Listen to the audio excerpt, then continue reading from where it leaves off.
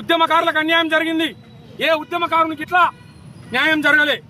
యువతకు అన్యాయం జరిగింది, మరి మహిళలకు అన్యాయం జరిగింది. ముఖ్యంగా సామాజిక న్యాయం ఇట్లా గత ప్రభుత్వంలో కానీ ఈ ప్రభుత్వంలో కానీ జరగలేదు. ఇలాంటి పరిస్థితుల మరి ఈ టీఆర్ఎస్ పార్టీ స్థాపించడం జరిగింది. కాబట్టి తెలంగాణ ఉద్యమకారులారా, మరి మీరు అవమానాలు పడ్డారు, మా అందరికీ తెలుసు.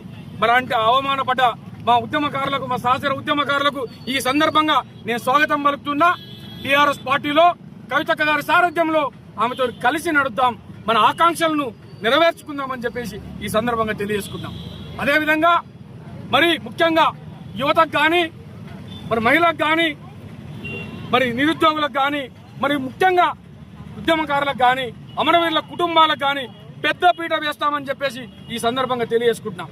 మరి ఈ కార్యక్రమంలో పాల్గొన్న మా ఉద్యమకారులకు, తెలంగాణ వాదులకు, టీఆర్ఎస్ కార్యకర్తలకు పేరు పేరున ధన్యవాదాలు తెలియజేసుకుంటూ, మరి ఇది ఈ రోజు స్టార్ట్ అయినటువంటి గజ్వేల్ నియోజకవర్గంలో, మరి గజ్వేల్ చౌరస్తాలో ఈ రోజు జెండా పండుగ జరుపుకోవడం జరిగింది గొప్పగా.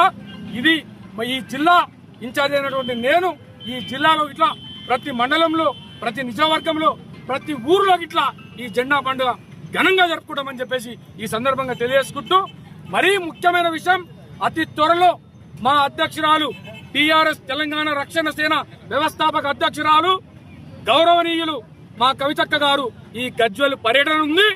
మరి ఒక్కొక్క పార్టీలకు మరి గుబులు పుట్టడం గ్యారెంటీ అని చెప్పేసి ఈ సందర్భంగా తెలియజేసుకుంటూ, రేపు మరి పక్క రాష్ట్రంలో ఏదైతే రిజల్ట్ చూసిరో, ఫలితం చూసిరో, రేపు రాబోయే దినాల్లో తెలంగాణలో ఇట్లా అదే ఫలితం ఉంటుందని చెప్పేసి నేను ఈ సందర్భంగా తెలియజేసుకుంటూ, మీ అందరికీ ఈ కార్యక్రమంలో పాల్గొన్న ప్రతి ఒక్కరికి పేరు పేరున ధన్యవాదాలు తెలియజేసుకుంటూ, జై తెలంగాణ.